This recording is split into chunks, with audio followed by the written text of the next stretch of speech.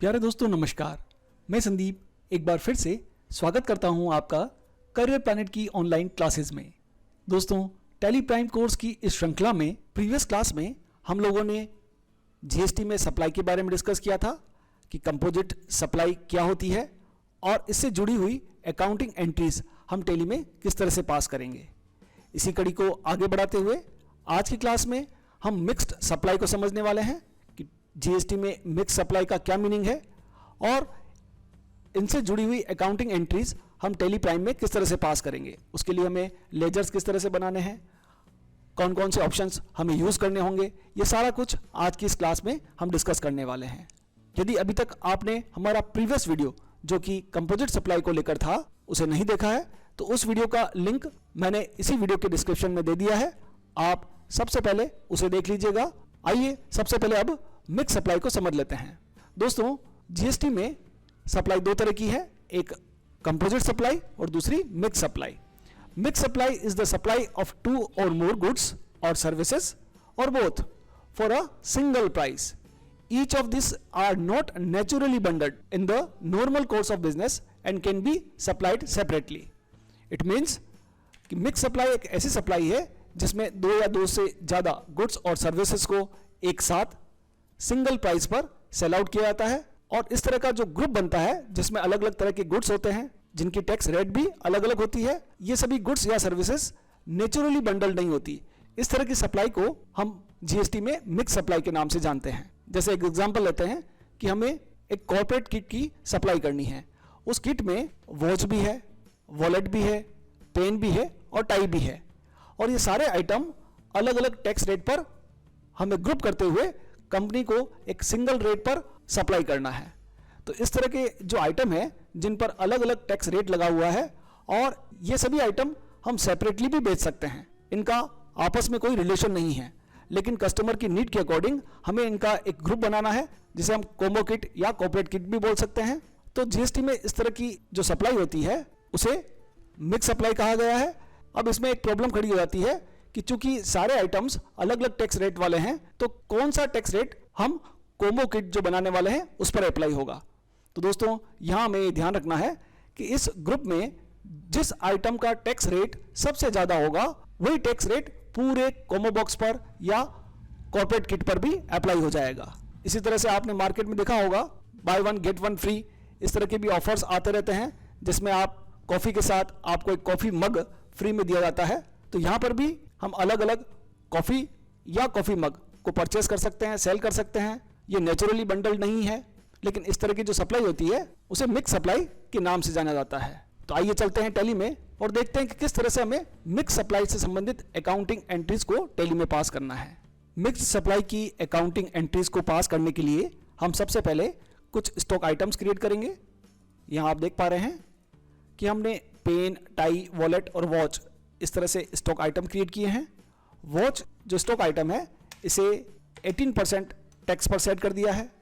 इसी तरह से वॉलेट 12% पर, टाई 5% पर और पेन 12% पर क्रिएट कर लिया है। इसके अलावा हमें एक और स्टॉक आइटम क्रिएट करना है जिसका नाम रहेगा कोम्बो किट और इसे हम कोम्बो किट ग्रुप में रखेंगे।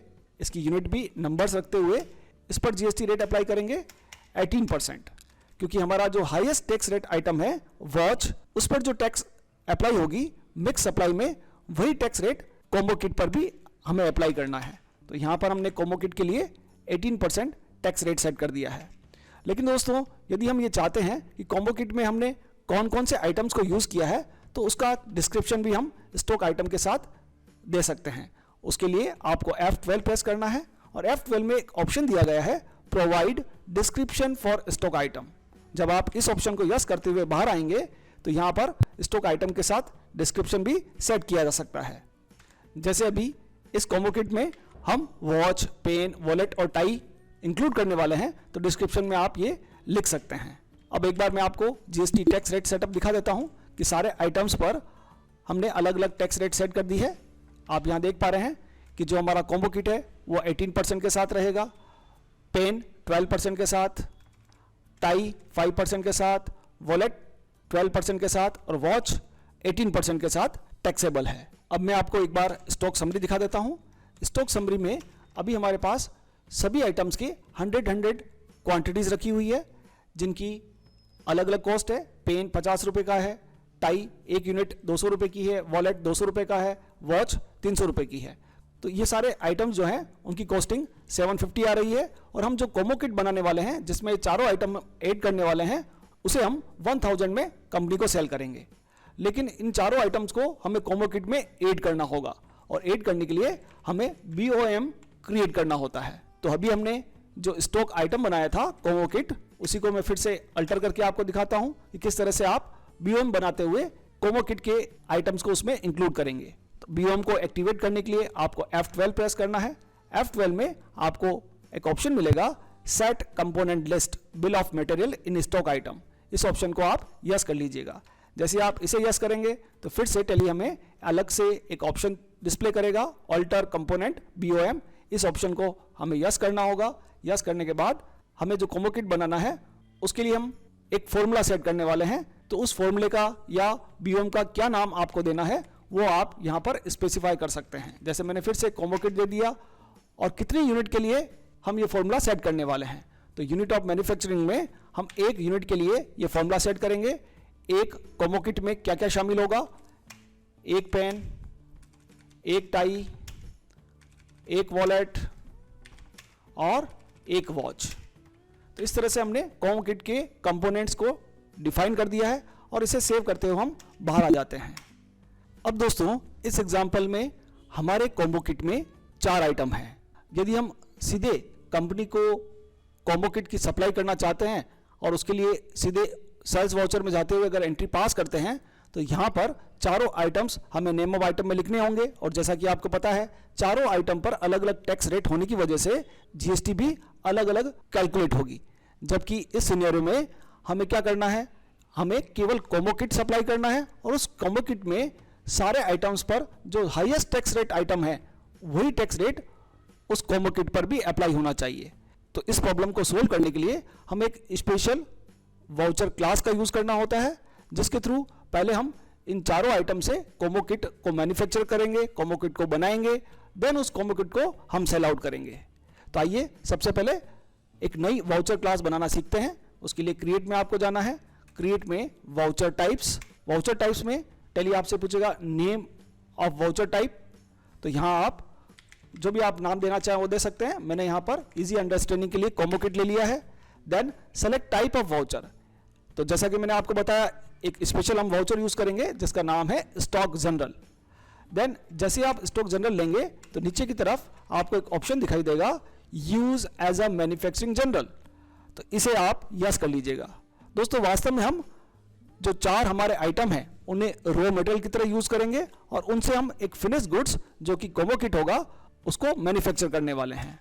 तो इसे सेव करते हुए हम बाहर आएंगे, और अब वाउचर्स में हमको जाकर एंट्री पोस्ट करनी है। कौन सी एंट्री?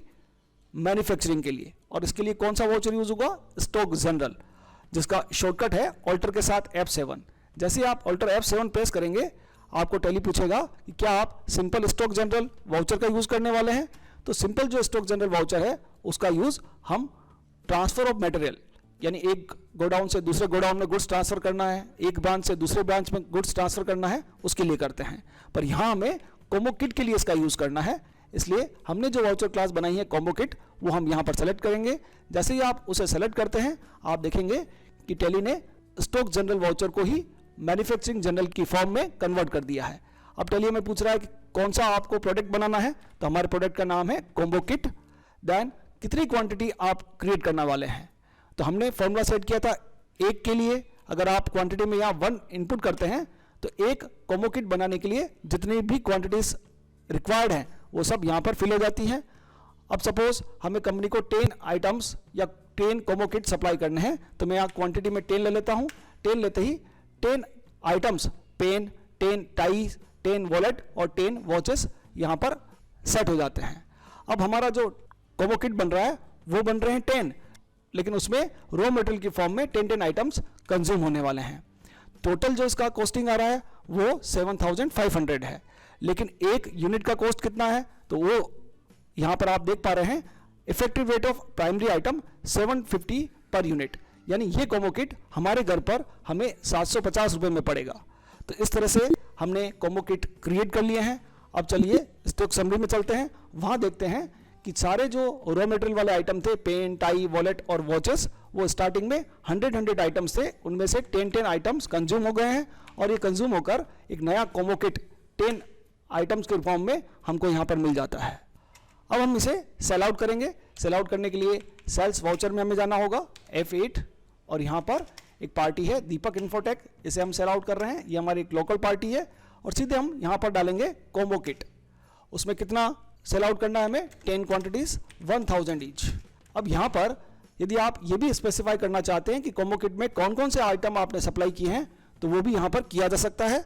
उसके लिए दोस्तों आपको फिर से F12 प्रेस करना है और F12 में एक ऑप्शन आपको फिर से मिलेगा provide additional description for stock item.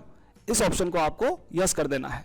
इसे यस करने के बाद आप जब कॉम्बो किट आइटम को सेलेक्ट करते हुए एंटर प्रेस करेंगे तो टेली आपको उसका डिस्क्रिप्शन पूछेगा और यहाँ आप डिस्क्रिप्शन में वो सारे आइटम यूज कर सकते हैं जो इस कॉम्बो किट के रूप में आपको सेल आउट करने हैं। देन हम यहाँ पर लोकल पार्टी को सेल आउट कर रहे हैं, इसलिए CGST और SGST लेजर्स का यूज करेंगे। जब आप इसका इनवॉइस प्रिंट करेंगे तो इनवॉइस में भी आपको दिखाई देगा combo kit, watch, pen, wallet और टाई 18% GST, और ये एक तरह की मिक्स सप्लाई के रूप में हमने इसे सेल आउट कर दिया है। तो दोस्तों आपको कॉन्सेप्ट समझ में आया होगा कि कंपोजिट सप्लाई क्या होता है और मिक्स सप्लाई क्या होता है। कंपोजिट सप्लाई के लिए जैसा कि मैंने बताया प्रीवियस वीडियो आप देखिएगा, और ये जो एग्जांपल हमने लिया है ये मिक्स सप्लाई के लिए था। इसका भी GST रिपोर्ट में GSTR1 में आप देखिएगा कि एंट्री यहाँ पर पोस्ट हो चुकी है। तो इस क्लास में हमने मिक्स सप्लाई के बारे में डिटेल में सीख लिया है। यदि आज का हमारा वीडियो आपको पसंद आया हो, उपयोगी लगा हो, ज्ञानवर्धक लगा हो तो आप इसे जरूर लाइक करें, शेयर करें और कमेंट करें। आज की वीडियो में इतना ही, मिलते हैं अगले वीडियो में। तब तक के लिए खुश रहिए, सीखते रहिए, सिखाते रहिए। वीडियो देखने के लिए आपका बहुत बहुत धन्यवाद।